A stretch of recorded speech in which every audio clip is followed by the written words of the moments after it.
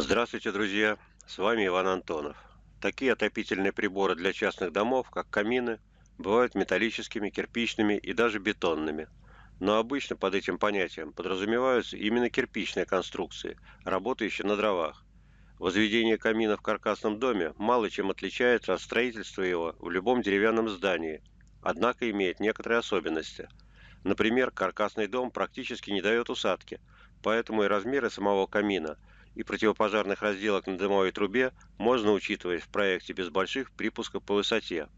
Кирпичный камин, в отличие от металлического прибора, имеет большой вес, поэтому требуется отливать под него массивный и прочный фундамент еще на стадии устройства основания под сам дом. Каркасные здания относятся к легкому типу. Соответственно этому под камины нужны такие фундаменты, которые не позволяют им просесть со временем под собственным весом и сместиться относительно самого дома. Кроме того, основания для дома и камина нельзя отливать монолитно, между ними следует оставлять зазор не менее 10 сантиметров. Очень желательно размещать камин в просторном помещении. Отопительные приборы такого типа создают в доме повышенный обмен воздуха. Кроме того, они выделяют в зоне напротив портала топливника сильное тепловое излучение. В маленьком помещении придется во время топки камина держать открытыми двери в соседнее помещение, чтобы обеспечить достаточный приток воздуха, иначе горение будет хуже. К тому же, близко расположенная к порталу открытого типа стена комнаты будет излишне нагреваться.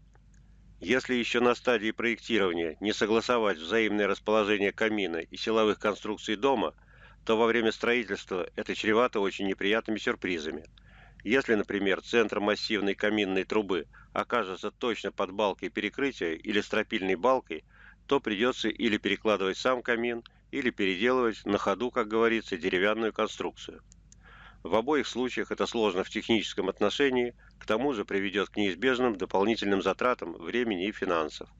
Как известно, расстояние между боковыми плоскостями потолочных балок не должно превышать 60 сантиметров. В то же время дымоход каминной трубы для камина с объемом топливника среднего размера не может иметь сечение меньше, чем 25 на 25 сантиметров. То есть с учетом минимальной толщины противопожарной разделки 25 сантиметров, внешняя ширина трубы составляет не менее 60 сантиметров. Смещать в сторону трубу камина очень нежелательно. Она должна быть абсолютно прямой. Таким образом, расчеты по соответствию конструкции камина и самого дома должны делаться с точностью буквально до 1 сантиметра. Это возможно только на стадии проектирования дома. При этом нужно иметь на руках точные чертежи камина. В противном случае серьезные осложнения практически неизбежны. Как фронтальные, так и угловые камины располагают непосредственно вблизи одной или двух стен помещения. Но даже в том случае, когда стенки приборов, находящиеся около стен, имеют минимальную безопасную толщину в 25 сантиметров, полезно подстраховаться. Для этого между стенами и ближайшими к ним поверхностями каминов оставляется зазор в пол кирпича, то есть 12 сантиметров. Чтобы зазор между камином и стеной не был виден, на боковых сторонах фронтального камина и на лицевой поверхности углового прибора выкладываются противопожарные разделки, находящиеся в одной плоскости со сторонами камина. Если на стены дополнительно закрепить листы из негорючих материалов, то защита от возникновения пожара будет абсолютной. Чтобы избежать опасности от выпадения из камина горящих углей, на полу перед ним необходимо закреплять листовой негорючий материал. Это может быть стальной оцинкованный или медный лист. Иногда используют керамическую плитку, которую прикрепляют к полу на клею или мастике. Размер такого защитного покрытия должен быть достаточным. По возможности по его краям следует делать невысокие бортики.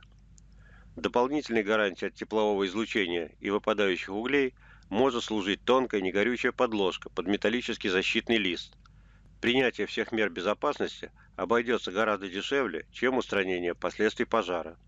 Итак, друзья, вы прослушали в исполнении диктора Левитана основные правила по устройству кирпичных каминов в каркасном доме.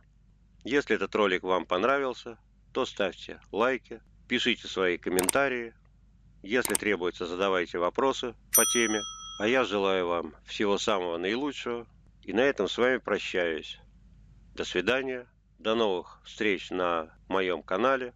С вами был Иван Антонов.